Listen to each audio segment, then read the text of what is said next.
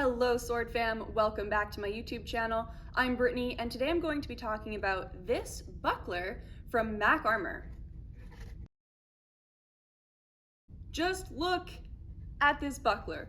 Look at the shape of it. It is spiky and spider webby. It's like right out of Mordor, which is, well, kind of my jam. I really like it. Aesthetically, it's absolutely stunning. But this is not necessarily a unique design to the maker being Mac Armour CZ out of Czech Republic, and even though they are the ones making this buckler, this design is not unique to them. Bucklers of this shape actually show up probably most recognized in the MS Thought, otherwise known as one of the Talhoffer manuscripts. We see that show up a few times, and it's got those distinct spikes and sort of edges here, and it is a really recognizable buckler shape, even though most people, when they think of bucklers, they think of this. Most people think of bucklers as being round, small little shields with a center grip. Now, this still has a center grip, as you can see here, but the shape is totally different. What makes this a buckler though, center grip, small, and it has the boss here in the middle.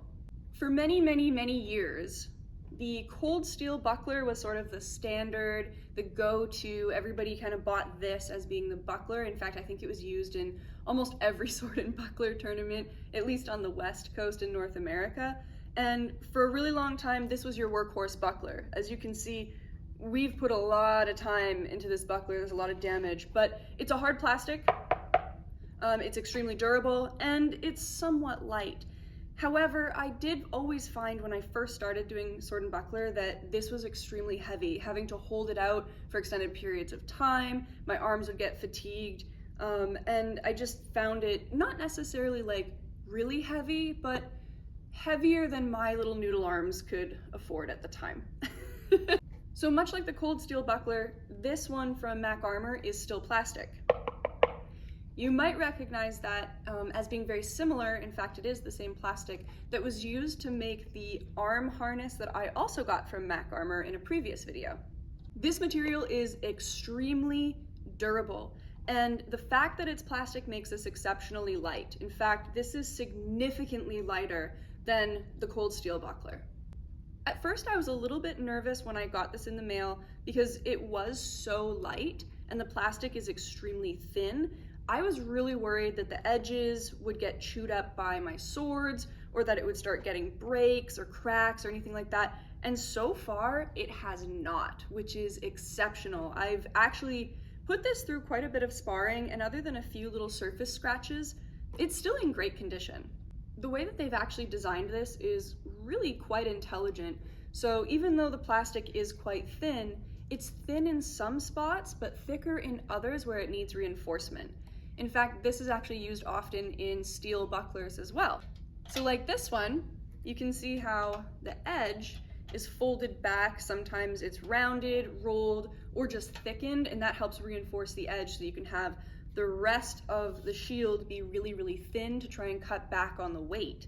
Now, this design also did the exact same thing, but it really doesn't compromise its integrity. You would think the thinner that the plastic would get, the more flexible it would be, and in this case, it's not. So as you can see, there's a little bit of a curve this way, where the 2 points on either end come out, and you can see there's no serious bending at all. It's a pretty sturdy product. So as far as plastic goes, this is really durable. The other reason I actually really like the plastic buckler is because it doesn't sound obnoxious when it gets hit with a sword. I know that's kind of maybe a small, silly detail, but when you're sparring or you're doing like just repetitive drills again and again, and you have to deal with just that constant clang on steel, is just like, I would much rather have something a little bit more quiet, and this fits the bill. So other than being aesthetically very pretty, being very durable, what really sold me on this buckler was actually the grip right here. And it is so ergonomic that it fits perfectly in my hand. It fills the palm so nicely, and I was stunned. It was almost like frustrating that it took so long for a buckler to have a grip like this, because I'm so used to just what's in the cold steel, which is like basically a straight bar. And you see that so often in bucklers. And so to have something that actually fills the hand really nicely was so appreciated. It comes with little rubber covers over the nut and screw right here. You can see that I have it attached here, but I took it off right here just so that I could show you guys like underneath. It is actually not sharp, but these would be hard edges, so I would definitely want to keep these little rubber stoppers on. They can come off fairly easily, but I mean, that does make this easy to repair, but I do want to try and keep these on as best as possible just to avoid any little scratches or anything like that on my hand. So it looks like the grip is constructed of aluminum. I really like that. It keeps it really, really lightweight. It's also very strong. It also has a wood core here, keeping it very light as well. If this was steel, it would probably be significantly heavier and have a really odd balance of weight in the entire buckler itself. One thing to note is that the internal side of the boss here is a little bit small, so depending on your level of preferred protection for your hands, you cannot fit most Spez heavy gauntlets inside of the boss here. So I have a medium large Spez heavy here, obviously way too big for my tiny little baby hands, but I think this is probably the more common size that people find. So this does not fit inside the boss of the buckler. And if you can get it in there, just barely, there's really no movement at all. And depending on how you want to utilize your buckler, some folks really like being able to move it slightly side to side. If you do this with a Spez Heavy, it locks in and it's stuck. It's just in one position forever and there's no movement whatsoever. However, I find Red Dragons or any kind of lacrosse or hockey glove fits in here really, really nicely, and then there's no problem. That's a personal preference. Your level of safety is totally up to you. If you're fighting with steel swords, I usually recommend getting a Spez Heavy on there. Some folks might not feel that that's necessary, but again, that's a personal choice, and I'm just informing you to make the best decision possible. I really want to take a minute to talk about the shape of this buckler. Obviously, the shape and the design of this is very, very different. I have come to love it, and I actually think that it's really quite clever. What I found sparring with this buckler is how it interacted with swords on the shield, and it has made me a complete believer for this shape and this style. So if I turn it sideways here on a bit of a profile, you can probably see that the top and bottom points curve inwards, like so. What I noticed is that if swords caught anywhere up here, this slope would direct the sword towards the boss, and it would get somewhat caught here for just a brief second, enough that I could press swords away and control them in either direction. This works with a normal round buckler as well, where you can, if you get it in the right spot, manipulate swords with the boss. However, I found this to actually catch and trap a little bit easier just because of all of these little ridges right here and how they all come down into the boss. I also noticed that if I had swords impacting on the rim, right around here, right here, right here, basically any of these edges, I noticed that the sword would shed off a lot easier than it would with a round buckler.